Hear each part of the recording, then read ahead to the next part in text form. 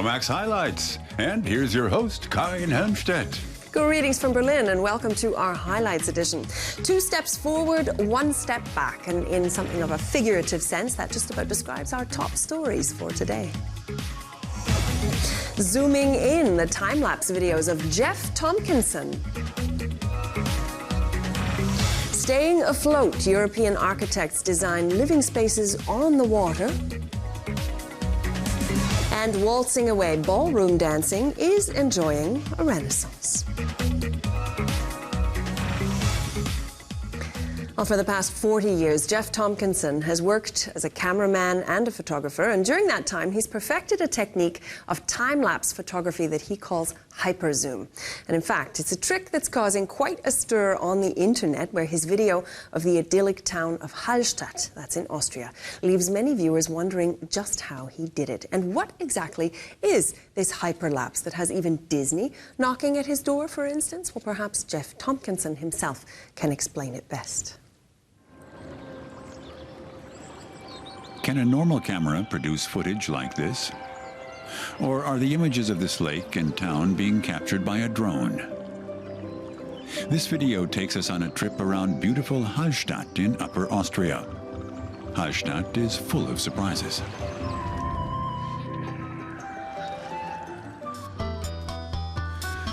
British photographer Geoff Tompkinson lives in Austria. In the summer, he tried out his hyperzoom time-lapse technique in Hallstatt. Hyperzoom is a new technique that I've developed, which enables me to zoom extreme distances. Like I could zoom across the whole lake to a leaf on the other side. But then it's 1 step beyond that, because that in itself is pretty cool. But what I wanted to be able to do, and what I've achieved, is to be able to actually be at the end of the zoom when I'm there. So I can zoom across to the leaf, and then when I zoom back out from the leaf, I'm actually at that location. So it's as if the camera has traveled. It's like a zoom travel by zoom.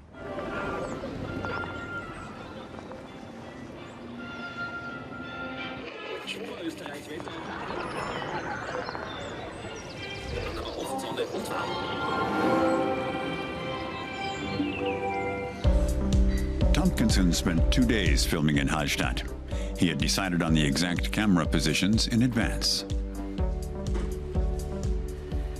I think there's about 14 to 15 different static positions that the camera was set up to do the shots. And that enables us then to link them together and make it look like the camera's flying, although there is nothing actually flying. It's a virtual camera, really. The camera motion is all done in 3-dimensional space in the computer. Tompkinson began working as a photographer in the 1980s. His images have appeared in a number of renowned publications, including Life, Geo, and National Geographic. He's been working on time-lapse videos for 15 years.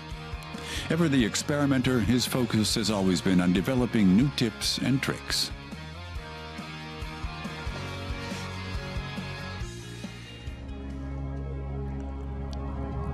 Hyperzoom is his latest invention. Before he made the Hallstatt video, he used the technique to film in Venice. Everything you're seeing behind me here now is hyperlapse. So the camera can move huge distances, it can spin buildings around, it can move through crowds, and it's very non-disruptive because there are no rails on the floor. It's a matter of moving the rig, be it a tripod or on wheels or whatever, from one position to the next, to the next, to the next, taking shots at regular intervals in each new location. Hyperzoom is a system based on extreme zoom ranges and sliding from one position to the next with a kind of a virtual camera so that it looks like the camera's flying. He doesn't want to give away all the secrets of his hyperzoom technique, but he does reveal how he managed to produce the footage from within the boat.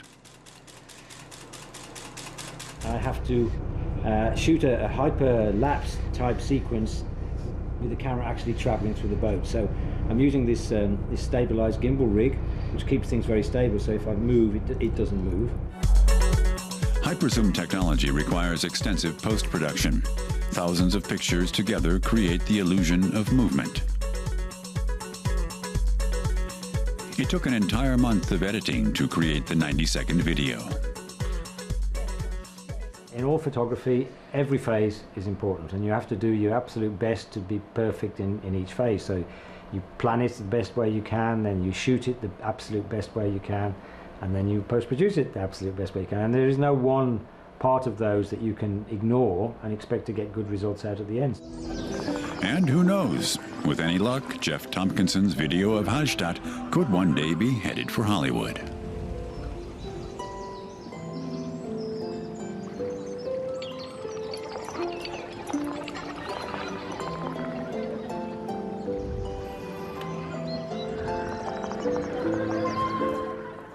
The alarm signal sounded a long time ago. Climate change is happening right now and things are heating up.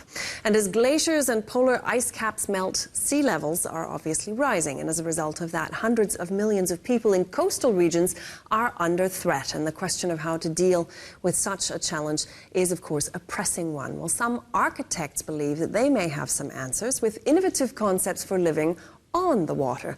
And in fact, the pioneers of aquitecture, as they call it, have been onto this for some time now. Where else but in the Netherlands?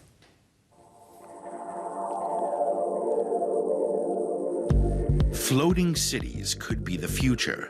Some architects dream of creating entire settlements on the water, with floating green space, and even places of worship. Dutch architecture office Water Studio wants to make this vision a reality. Founder Koen Althaus and his team have been designing floating architecture for 12 years. They hope the idea will catch on. Architects are normally also busy with the building itself, but we think we also should change the mindsets of cities. And what I want to do is that we want to show that water can be part of the city. It's not only something to be afraid of, it's also you can use. Take this project. Shaped like a snowflake, this floating 5-star hotel in Tromsø, Norway, is to give guests a spectacular view of the Northern Lights. The Crystal Hotel has the financial backing, but is still awaiting official approval. Meanwhile, this floating island is to be built this year and transported to the Maldives. And a jury recently selected Koen Althaus as one of the 50 under 50 innovators of our time in the world of architecture and design. For the last 15 years, I'm devoting my working life on this. And I see that we are now on a breaking point. We are going to a wet future, and there's more climate change, more urbanization. And I think also that municipalities and architects and developers see now that we are going to these floating cities. Around a quarter of the Netherlands lies below sea level. Here, architects have long been grappling with the dangers of rising water levels. Floating structures are nothing new, but over the last decade, their numbers have been rising rapidly. The Netherlands has some 300,000 floating homes. Specific problems we have is not technology, because it's not that difficult to float. It's the regulations. We have to talk to all the municipalities and to all the governments that they change the rules in a way that they allow these houses on water. Because what is it? Is it the boat? Is it real estate? Well, we have to convince them that it's exactly the same as on land. For entrepreneur Olaf Janssen, living and working on the water is a dream come true. He paid 650,000 euros for this 3-story home. That's beyond the means of many. Still, Janssen believes that floating homes have great potential. We have a lot of visitors here, and when they have been here, they're always excited because they're about the space and about the view. And everybody also asks, okay, does your house move in a strong winds? And then when there's a strong wind and they notice that the house barely moves, then they, maybe our next house will be also a floating house. In other countries, too, architects are venturing out onto the water. This concept is called floatwing, and it was developed at a Portuguese university. It can function as a vacation home or a permanent dwelling. London-based Baca architects believe floating homes can help alleviate the city's housing shortage. These models from Water Studio are soon to become reality. Villas on the water and entire floating islands are to be constructed in the United Arab Emirates and the Maldives. All of these projects were designed for the super rich, but projects are underway for the less privileged. Water Studio is also working together with UNESCO to develop projects for the world's poor. I think as an architect it's not only about building a house for the rich, but we have to start with that. We have to gain some knowledge from that. But now we try to do with the same technology solve the real problems worldwide. 1 billion people worldwide live in slums, in situations very poor and close to the water.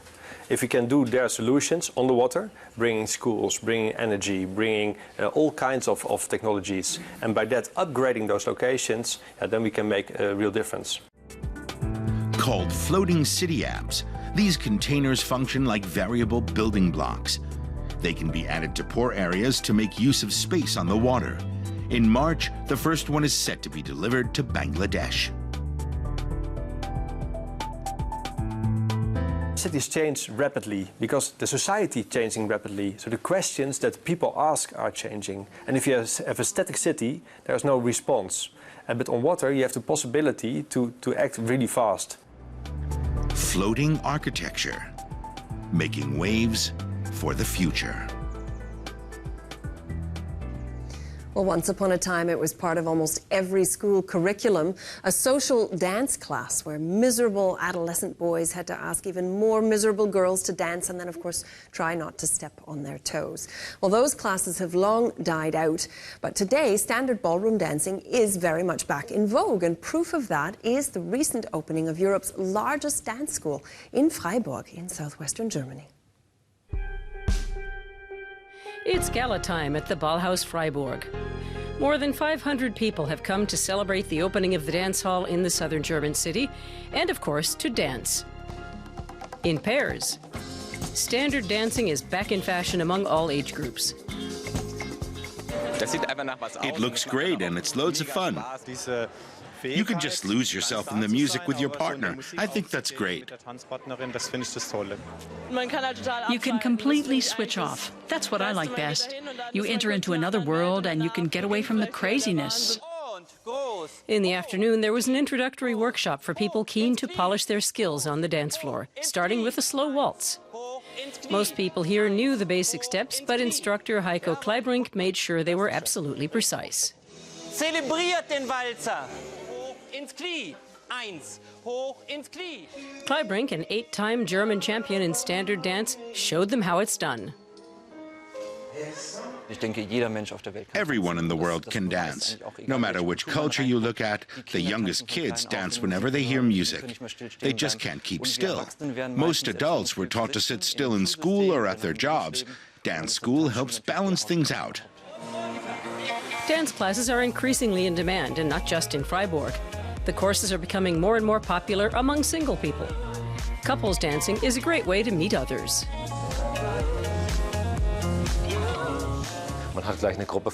You'll have a group of 30 or 40 people. Men and women meet and make friends. We've had a number of weddings because people get to know one another in relaxed surroundings. In the old days, knowing how to waltz, tango, or do the cha-cha was a social necessity. People learned how to dance in school. For many, they first really encountered the opposite sex while dancing. But it was all very ritualized. The sexes were strictly separated at dance schools. There were benches along opposite walls. Girls sat on one side, boys on the other. The boys had to ask the girls for a dance. It was all very formal. With the disco era, dancing became more individual. Formalized dance steps went out of fashion. That's still true today. Whether they're pogoing to punk or swaying to club music, most people nowadays prefer to dance by themselves. At the same time, more traditional dances have made something of a comeback. People at this tango evening in Berlin aren't trying to be retro, they're just having fun. And 1930s swing is also enjoying a revival.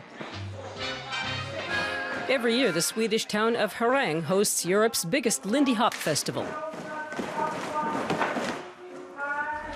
And electro swing has made its way from London across Europe. Here, old-time dance steps meet electronic beats. Back in Freiburg, the ball is in full swing. The event will continue well into the night. But there's only one way to learn how to trip the light fantastic like the professionals: practice, practice, practice. Well, it used to be one of the favorite family pastimes on the weekend to pull out a board game and have hours of fun with Monopoly, Parcheesi, or later on, even Trivial Pursuit. Germany has a long tradition of board games, but for a few years, many of them were gathering dust in the closets due to the popularity of things like computer games and consoles. But good news for the industry, times are changing yet again, and board games are enjoying a revival, and that is thanks in part to innovative concepts like this one. Tumult Royale is the name of the game. It's about taxes and commodities, blue bloods and peasants. It's a new board game developed by Benjamin Teuber. The players are the royals. They've got to build statues to themselves. This is one of about 1,500 board games released in Germany in 2015. Nearly 20% more than 5 years earlier. A lot of people play them to unwind. Ich denke, dass es eine sehr bewusste Auszeit ist. The games are a deliberate time out, a way for the players to sharpen their focus. Total im Jetzt gefangen ist. They're completely in the now. They don't think about next week and what they have to do, or what went wrong yesterday on the job. They have to be totally focused on the here and now. For 2 years, the 31-year-old has been making his living inventing games. It took him a year and a half and nearly 100 test rounds to create the prototype for Tumult Royale. Irgendwann kommt dieser Moment, dass man The moment comes in when you realize you're no longer developing, you're just playing, and it's just plain fun. Und dann merkt man, oh, jetzt habe ich gerade diesen Moment, wo es You get the feeling you might have to touch it up a bit here and there, but for the most part, the game is ready to go. Aber dann merkt man, eigentlich ist das Spiel jetzt reif. Benjamin himself descends from board game royalty. His father, Klaus Teuber, created Catan. It's sold over 22 million editions worldwide. It's even popular with the .com crowd of Silicon Valley, who use it to get away from the monitor. Even Facebook founder Mark Zuckerberg admits he's a fan. Board game experts Johannes Jäger and Jan Kronauer, alias Hunter and Kron, see the secret to Germany's board game success in its diversity. A German-style board game, as the Americans see it, has a cleverly thought-out mechanism that interacts like clockwork, where not much luck is involved, where players don't get tossed out of the game too early, where the conflict doesn't mean pitting military units or spaceships or zombie hordes against each other. For around 3 years, the pair have been presenting board games on their YouTube show Hunter and Kron. They post a new episode daily. Hi there, and welcome to our channel Hunter and Kron Brettspiele. Here you'll find everything about board games, card games, children's games, and other stuff. The two present new releases, review games, and invite other YouTubers to their board game club. To them, board games are more than just a pastime.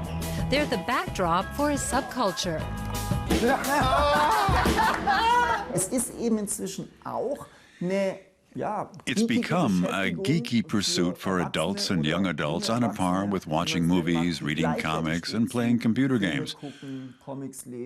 So it's only natural that a whole culture would grow up around them. Da auch so eine Kultur drumherum entwickelt.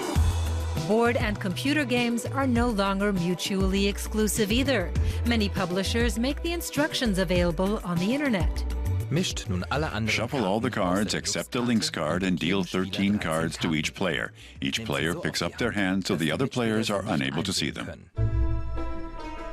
For some board games, there are even digital aids. For the classic Scotland Yard, for instance, an app can help players track down the elusive Mr. X. Game cafes and libraries have also become popular, like this one in Berlin. Patrons can choose from a library of some 2,000 games and play them for €1 an hour. Michael Schmidt opened the cafe about 10 years ago. After a long and rocky start, interest has soared.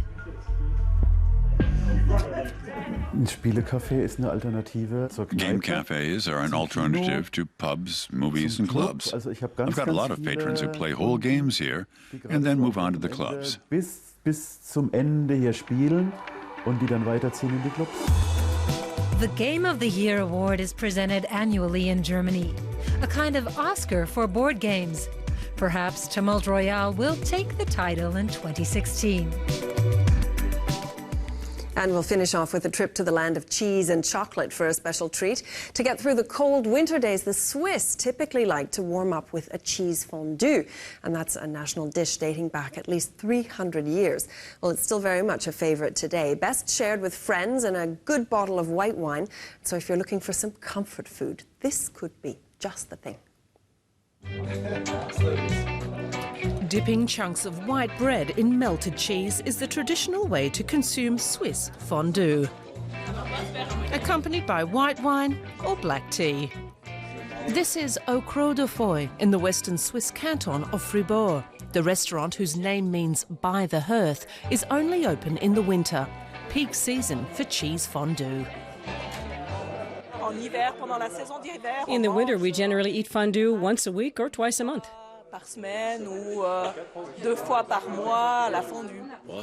It's a tradition with us, and when you're in a group like this, it's great. It's fun to eat, quick to make, and it's really sociable. To make the fondue, Chef Isabelle Joumi-Brodard heats up dry white wine and pressed garlic in a fondue pot. After a few minutes, she adds the cheese and stirs the mixture until it's creamy.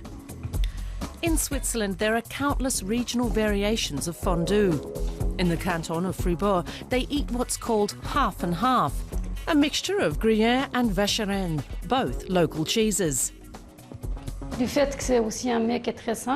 It's quite a simple dish. It's the unique taste of the cheese that people like, that mixture of bread and cheese. They can discover an entire region through these cheeses and moitié-moitié fondue. The canton of Fribourg is world famous for its cheeses and fondues. They've been making Gruyère for centuries in the town and district of the same name.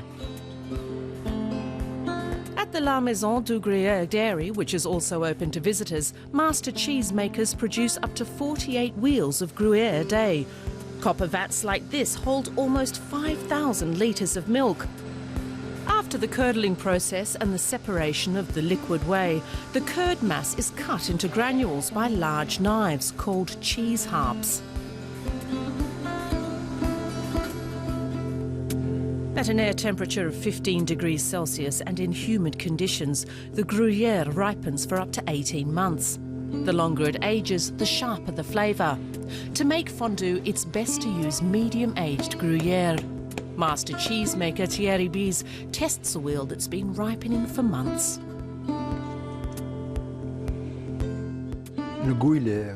The taste is fruity, very floral, with just a dash of the acidity that's typical for Gruyère. It's magnificent.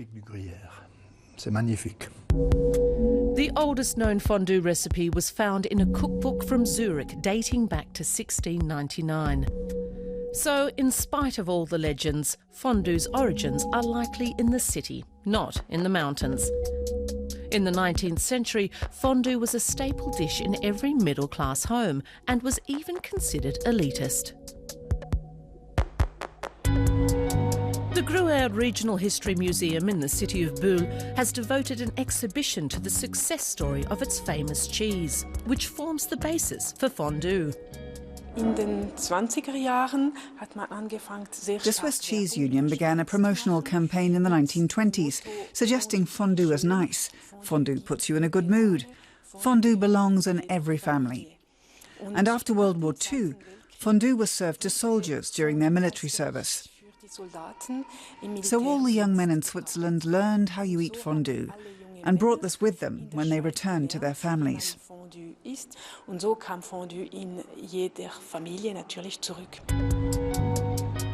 Fondue is as much part of Switzerland as the Alps.